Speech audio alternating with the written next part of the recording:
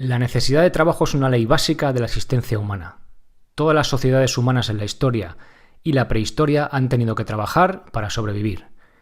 En las sociedades estatales, la naturaleza del trabajo se ha vuelto increíblemente compleja, con trabajo mental y uso de máquinas volviéndose tan importantes como una vez lo fue el universal trabajo manual. Y con la llegada del capitalismo, algunos de los propietarios del capital aparentemente no trabajan nada. Durante la larga historia de la sociedad humana, sin embargo, no hubo clase desocupada. Hubo pocas máquinas y no hubo diferencias entre el trabajo mental y el manual. Todo el mundo trabajaba y todo el mundo usaba ambas, manos y mente. Mi Gym en Casa, episodio 251.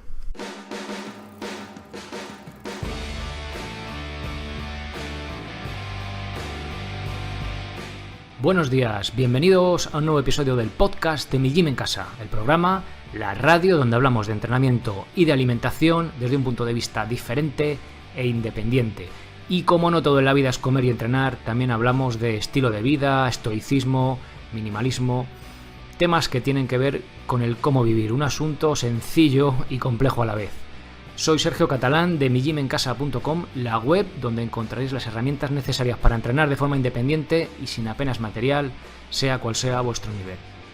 Para empezar desde cero absoluto, tenemos las rutinas sin material, pensadas para hacerlas en muy breve espacio de tiempo, de 4 a 9, 10 minutos, con una silla o simplemente una mesa que podemos tener por casa, pensadas para los que aún no habéis empezado a hacer ejercicio y queréis romper esa inercia negativa y poneros con algo muy sencillo y fácil de seguir.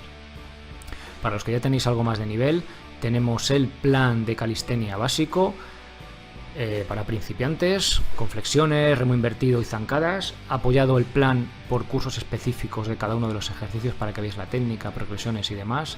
Como complemento a esto, a este entrenamiento de fuerza, tenemos el entrenamiento aeróbico, plan para empezar a correr, si os gusta correr, si no os gusta tenéis otras opciones como por ejemplo curso de comba básico para empezar a saltar a la comba.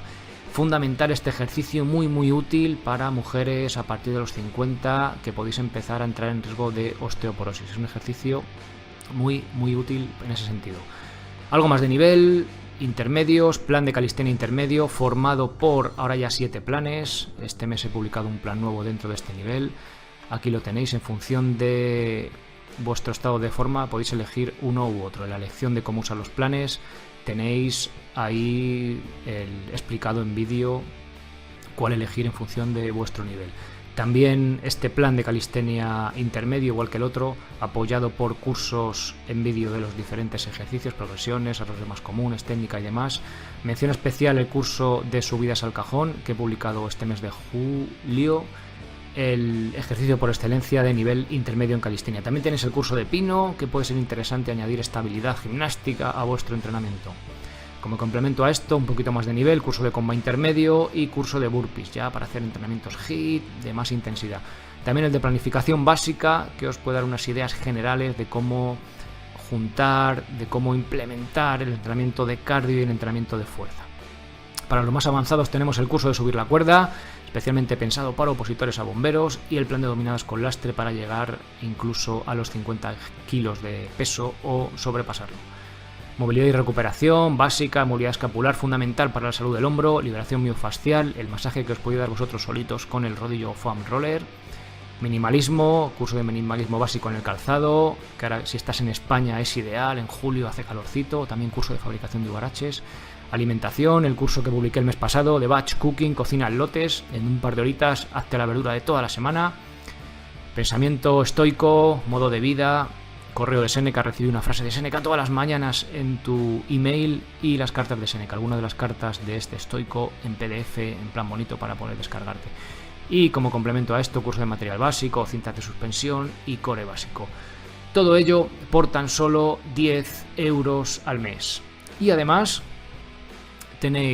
no tenéis permanencia, nuevo contenido todos los meses, soporte, contestaré personalmente cualquier duda que tengas sobre tu entrenamiento. Los que son de socios ya lo saben, que recibís ahora además puesto una especie de soporte nuevo, que a veces que cuando es necesario me preguntáis sobre alguna cosa de la web en concreto, os respondo en vídeo y así lo veis en tiempo real conmigo y es mucho más sencillo y más fácil de llevar a cabo.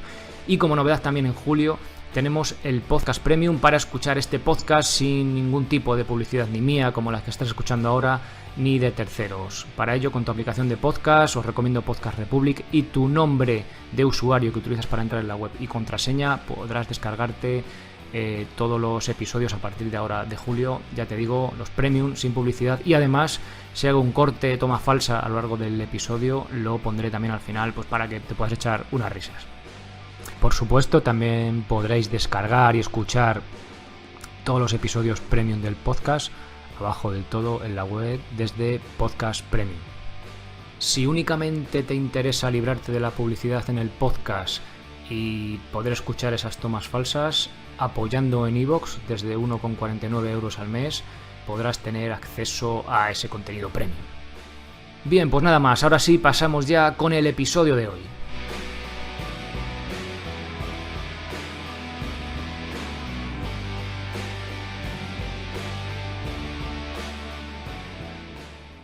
Buenos días, bienvenidos al nuevo episodio del podcast. Hoy vamos a seguir con esta serie de episodios de entrenamiento paleo, la actividad física de los cazadores recolectores. Más que una parte en sí, quizá es un paréntesis o una aclaración importante que quería hacer en cuanto a este tema. Llevamos ya, el último fue el episodio 243 de Mujeres, Recolección y Sexo. Y hoy vamos a hablar del trabajo en el Paleolítico, la jornada laboral del cazador-recolector. A modo de reflexión, a modo de ver un poco, quizá, antropología y a modo también de curiosidad, y ya sabéis, un poco de actividad física, ¿no? De ver un poco esta gente cómo funcionaba y compararlo. Ya sabemos que el mundo es totalmente distinto, ¿no? El mundo en que vivió esta gente, o el que viven, de los que vamos a hablar hoy, de los Kun, el mundo en el que viven, no sé si ya viven o no, porque este estudio es de los años 30, de 1930 y pico, pero de la diferencia de otro planeta, ¿no? El mundo como vivimos, tal como vivimos hoy, a cómo vivían ellos o cómo viven estas tribus aisladas, bueno, cómo vivíamos nosotros hace miles de años, ¿no? Es un poco esto que se suele llamar la etiqueta paleo, pero que sabéis que nuestros genes todavía son mucho más paleolíticos que de edad moderna o edad electrónica, de todo este rollo, y por eso muchas veces enfermamos, ¿no? Es un resumen ambiguo y cutre del mundillo este, pero si queréis profundizar más, id a la primera parte, segunda y tercera, si no la habéis escuchado ya. Bien, ¿cómo de duro era ganarse la vida en el Paleolítico? Ya esto de ganarse la vida da para un episodio, ¿no? Hay que ganarse la vida, bueno. Cuando hablamos del mundillo paleo, solemos idealizar este tipo de vida salvaje en la naturaleza. Es un hecho que no disfrutábamos de la seguridad, la sanidad ni las comodidades de las que disfrutamos hoy en día. Pero realmente trabajamos menos que ellos. La tecnología nos ha ayudado a vivir más y con más seguridad, pero ¿a qué precio? O sea, ¿qué pensáis? Porque a veces pensamos, no, es que se trabajaba en el Paleolítico, una salvajada y tal. Sí que es verdad que en el Neolítico hubo un cambio a trabajar mucho más, ¿vale? Para cultivar la tierra, a cambio de poder tener excedentes para cuando vinieran las vacas flacas, pero bueno, ahí es que es un tema tan complejo y filosófico y tal que tampoco quiero entrar, ¿vale? Pero quiero hacer un poco ese apunte, ¿no? A mí me gusta lo del mundillo paleo y tal, pero algunas cosas que me gustan, otras no. También me encanta tener sanidad en el país donde vivo, ¿no? O sea, siempre me gusta mirar ese marco de referencia. Ese punto de referencia me parece muy interesante, pero sabiendo dónde vivo y agradeciendo que vivo hoy en día, ¿no? Igual en el futuro cambio de parecer, pero a día de hoy lo agradezco mucho. Entonces, y os lo dice uno que os voy a contar una historia, esto no lo digáis por ahí. Últimamente estoy haciendo más pan, estoy comprando trigo, el grano en trigo tal cual, una variedad antigua. Y tengo un molino que era de mi abuelo, el que entrevisté. Lo que comía mi abuelo. Si no habéis escuchado ese episodio, es obligatorio que lo escuchéis. Así que buscar por ahí lo que comía mi abuelo, mi gym en casa, y vais a escuchar a mi abuelo Cipri, que es una máquina. Bien, bueno, pues mi abuelo tenía un molino ahí en su casa que ya no utilizaba. Bueno, se lo medio virlé, me lo regaló. Bueno, el caso es que lo tengo yo. Y es un molino de mano que ellos, cuando estaban en la guerra y tal, pues tenían que moler a mano y te pegas una paliza de la leche, ¿vale? Y estamos hablando de que es una máquina, o sea, que va a mano, pero es una máquina, no hay que moler ahí con una piedra y tal. Bueno, a lo que voy, que os lo dice uno que acaba de recibir hoy en casa un molino eléctrico para moler el trigo. No es el típico pijo ese de maderita, no es uno mucho más potente y también más barato.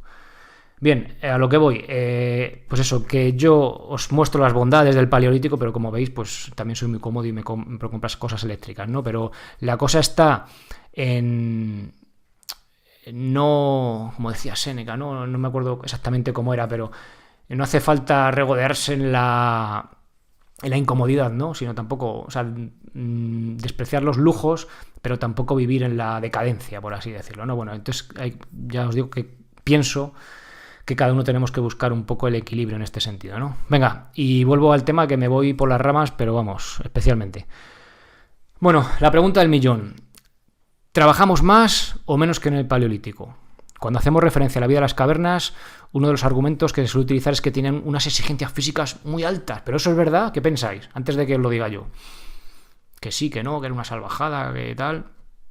Bueno, una de las formas más precisas de saber cómo vivíamos en el Paleolítico es el estudio de las tribus, que todavía hoy, o como os decía, hace casi 100 años, vivían o viven, desconozco si ahora mismo seguro que alguno vive por ahí aislada, viven con un modo de vida de cazadores-recolectores. Entre los años 60 y 70, Richard Borsey Lee, el del libro que os he dicho, me he equivocado, os he dicho entre los años 30 y en los años 60 y 70, madre mía, qué cabeza. Vivió durante varios periodos con los Kun. Los Kun-san. Kun-san se escribe, los que me estoy viendo en vídeo lo podéis ver aquí en el libro, ¿vale? Es como una exclamación y luego Kun. Ellos, aparte de vocalizar normalmente, hacían así con la lengua y tenían chasquidos y se comunicaban con eso. Súper curioso, ¿no? Entonces imagino que intenta esa exclamación hacer esa onomatopeya, hacerla grafismo, ¿no? Bueno, por eso, hoy vamos a hablar concretamente de ese grupo de los Kun-san que Lee, pues con los que quedaban por aquel entonces, pues convivió durante varios meses, bueno, durante varios años, pero bueno, en periodos de meses, ¿no?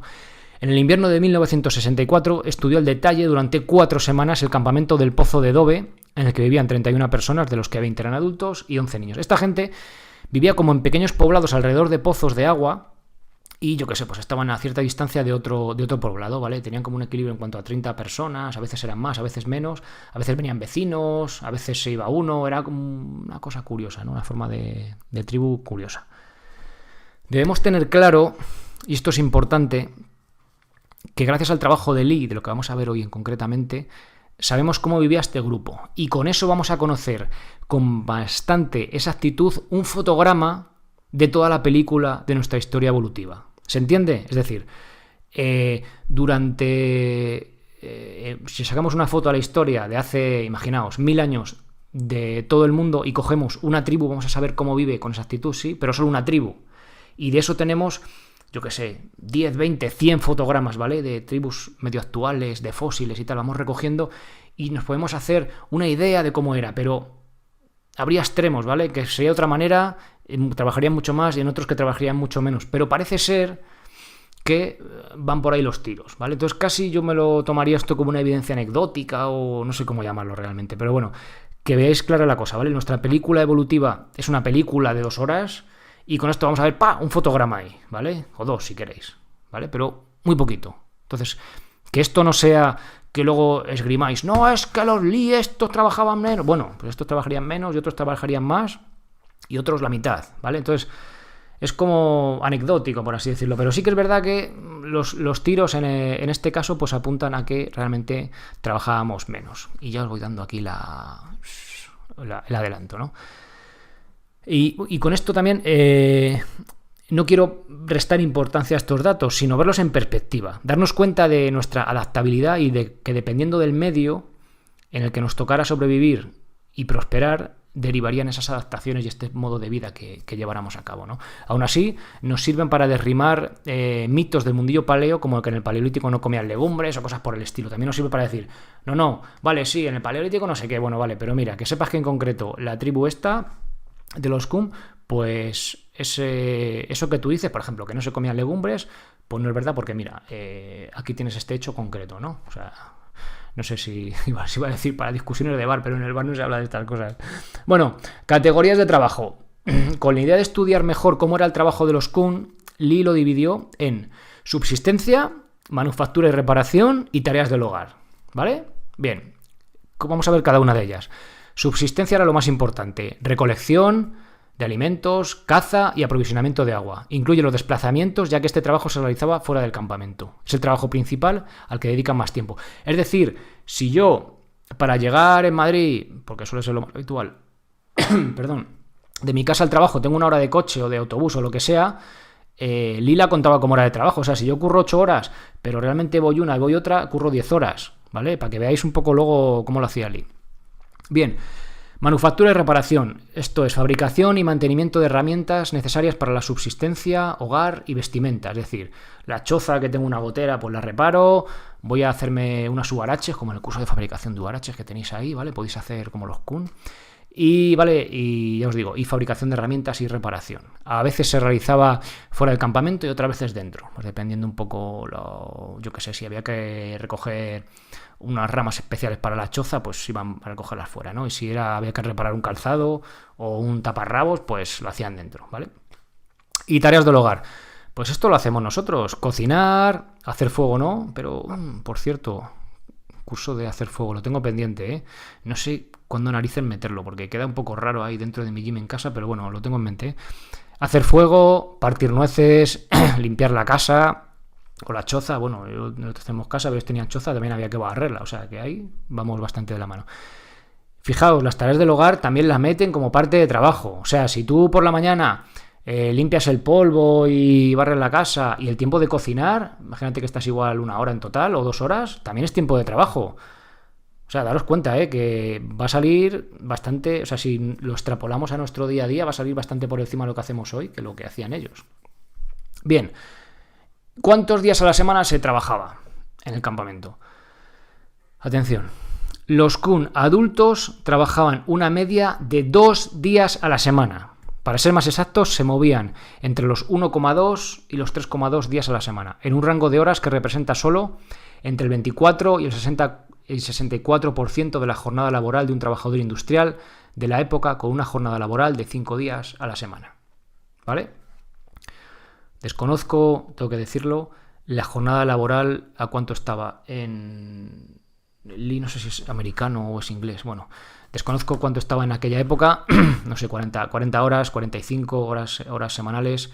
No lo sé exactamente, ¿vale? Pero de una jornada de esta larga de trabajo, que podía ser eso extrapolado, alguien que trabaja, que tarda para ir al trabajo 1 hora para ir, 1 hora para volver, pues ya tenemos ahí la jornada laboral de aquella época. Pues ellos trabajaban solo 2 días a la semana, de los 7, ¿vale? Extrapolando eso a horas de trabajo cada día, igual pues trabajaban 2-3 horitas o lo que fuera, ¿vale? Esta jornada laboral era suficiente para mantener el campamento. Es curioso cómo esta gente no necesitaba hacer horas extra, es decir, trabajo extra, porque ni tenían el ansia de almacenar por si venía una mala cosecha, ya que la naturaleza proveía lo suficiente. Esto es interesante, es muy interesante, porque da la sensación de que en el Paleolítico había que acumular, porque si no vienen las vacas flacas, y hay un invierno y no sé qué, y un ayuno y no sé cuántos, y resulta, como vais a ver ahora, que eso sí que pasaba en el Neolítico mucho más, porque dependíamos de una cosecha, es decir, de un solo cereal, una sola planta, que como se estropeara, había una hambruna de la leche y posiblemente había muertes. Pero cuando tienes un rango, yo que sé, de 10, 20, 50 plantas de las que poder alimentarte, cuando además el hilo cuenta aquí, ¿no? Cuando era una época, yo que sé, muy lluviosa, pues el cardo, y me lo estoy inventando, el cardo borriquero, pues se estropeaba, pero es que los melones silvestres o las calabazas silvestres, no me acuerdo qué era exactamente, pues hay a lo bestia, ¿no? Pues pasa eso, ¿no? O sea, ese equilibrio en la naturaleza se encontraba ahí, que muchas veces nos parece eso, es que antiguamente, joder, como había una mala cosecha tal, sí, había una mala cosecha, Neolítico, ¿vale? Pero antes de eso parece ser que había mucho más margen de movimiento, ¿vale? En este sentido, de buscar un alimento, buscar otro. Entonces, ¿se trabajaba menos en el Paleolítico? Bueno, pues viendo el ejemplo de los kun, parece que sí. Con 2 días a la semana eran capaces de alimentar a todo el campamento. De hecho, parece que tenían más tiempo libre que los miembros de las sociedades industriales y agrícolas. Como curiosidad, lo que os decía antes, en el mes durante el que se llevó a cabo el estudio era la estación seca, de un año especialmente seco. Sus vecinos kun había unos vecinos, como del barrio, por así decirlo, de al lado, de la aldea de al lado, se habían pasado a neolítico, es decir, practicaban la agricultura, ¿vale? Agricultura y también tenían vacas. Pues las pasaron bastante canutas porque se murieron un montón de vacas de la sequía que hubo, y una parte importante de la cosecha también se fue a hacer puñetas por la sequía. ¿Veis? O sea, al final, cuando tu alimento, sí, cuando hay una buena cosecha tienes un excedente, puedes comprar cosas y tal, o sea, es un paso como a prosperar, ¿no? Pero también tiene ese riesgo de que como hay una mala cosecha, pues la puedes cagar y tener una hambruna, incluso fallecer de hambre, ¿no?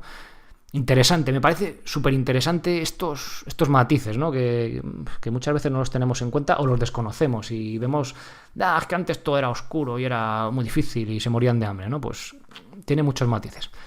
Bien, otro tema curioso: reparto del trabajo y diferencias entre hombres y mujeres.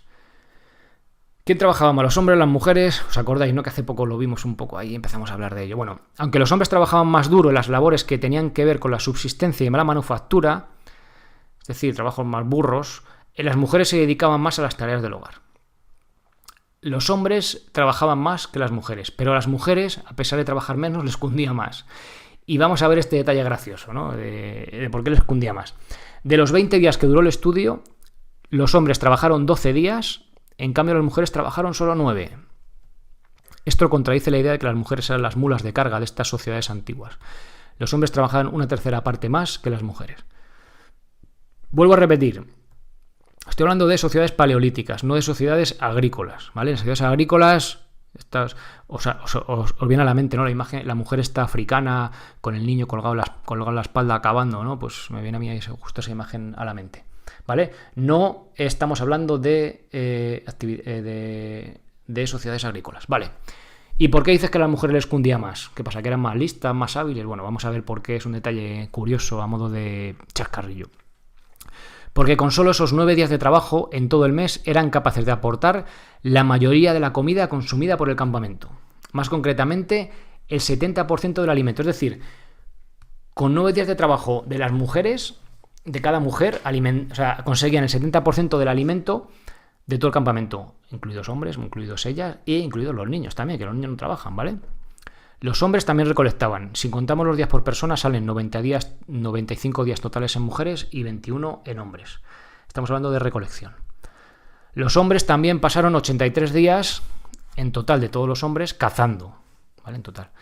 Con ello consiguieron el 30% de las calorías, es decir, del alimento consumido. Por eso digo ¿no? Por eso he dicho que a las mujeres les cundía más. Con 9 días de trabajo traían el 70% del alimento y los hombres con 12 días traían el 30%. Hilando fino, y ya para ser lo más frikis del universo paleolítico o paleo, podemos decir que la hora de la mujer era 2,5 veces más productiva en términos de calorías que la del hombre. Pero es verdad que los kudús, los antílopes grandes que cazaban a la carrera a esta gente, ¿no? Bueno, después lo cazaban con flechas envenenadas, pues no se metían solos en el puchero, ¿no? No era tan fácil como llegar y coger unos tubérculos o unas raíces o unas bayas que cazar un kudú, ¿no? Pues al final la inversión de energía es mucho mayor. Con esto nos ha salido también un interesante cálculo de qué cantidad comían de alimentos animales y vegetales, ¿vale? La recolección suponía un 70% de alimento, es decir, 70% alimentación vegetal, vegana, por así decirlo, si queréis, ¿vale? Porque como no había agricultura, no había... Bueno, algún huevo comerían, pero bueno, vegetariana, vamos a dejarlo ahí. Y 30% más carnívora, de proveniencia animal. Interesante. Hay por ahí un estudio que me pasó Rubén Murcia, por cierto, Rubén, gracias, en el que hacen una especie de... Bueno, una especie no... sacan el porcentaje de animales y vegetales que comía en mogollón de tribus alrededor del mundo y varía muchísimo.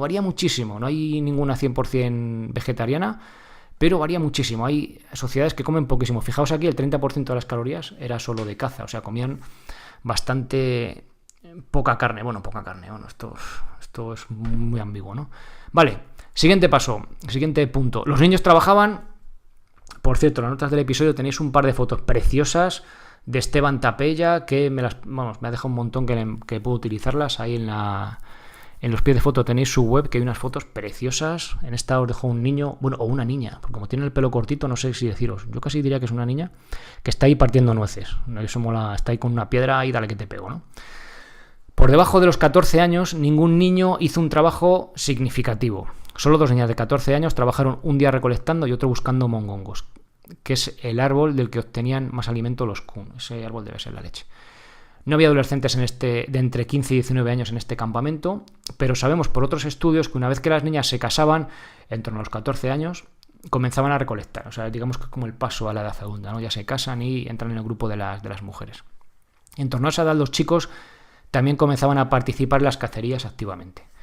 Mientras tanto, iban aprendiendo a cazar con trampas de la mano de los más ancianos, que ayudaban también de vez en cuando con la recolección. Esto yo creo que ya lo vimos, ¿no? Esta pequeña contribución a la caza menor, por así decirlo de esta manera, también iniciándose, ¿no? Iniciándose los niños y los mayores que ya están como, por decirlo de una forma occidental, jubilados de la caza mayor, pues con este pequeño trampeo. Bueno, resumen y nota final. Vamos a ver unos puntitos, 4 puntos. En cuanto a horas de trabajo para ganarse la vida, entre comillas, parece ser que hemos salido perdiendo. Debe ser que ahora está más cara. Como hay que ganarla, pues ahora debe estar más cara. Los kun trabajan una media de 2 días a la semana. Los hombres 1/3 más que las mujeres. Las mujeres se ocupan principalmente de la recolección, aportando un 70% del alimento. Los hombres se dedicaban en exclusiva a la caza, salvo cuando había que traer una presa grande que ayudaba a todo el campamento, y aportaban el 30% del alimento restante. Estos solo son datos de 4 semanas en un campamento de 31 miembros. Los datos de otro investigador de los kun de la época, Draper, en 1976, coinciden con estos datos. Los detalles de este estudio y mucho más sobre los kun están en el maravilloso libro de Kun San, que está en inglés. A veces está en Amazon, a veces no. O sea, a veces está en un precio 40-50 euros, a veces está como en 200, que digo, esto no lo entiendo muy bien. Es este libro de aquí. Si sois frikis paleolíticos, os lo recomiendo muchísimo, pero está en inglés, ¿vale? Y ahí tenéis ahí una información que desmitifica bastante, pues a veces por cosas que lees por ahí, por internet, ¿no? Pero bueno, interesante. Si sois muy frikis, os lo podéis leer. Sabemos cómo era el estilo de vida de los kun. Hemos visto una pincelada de toda nuestra historia evolutiva de cómo era. Quizá en otras zonas se trabajara más, quizá menos, no lo podemos saber. Pero queda claro que esta tribu de bosquimanos, de pequeños hombrecillos, como los llamaba Félix Rodríguez de la Fuente, tenían que trabajar bastante menos que nosotros para ganarse la vida. No sé qué más deciros ya hoy, que ha quedado muy bien. Así que nada más, pasad buena semana, seguid disfrutando del veranito y ser responsable para ser feliz y valorad dónde vivís, aunque trabajemos más que en el Paleolítico. Adiós.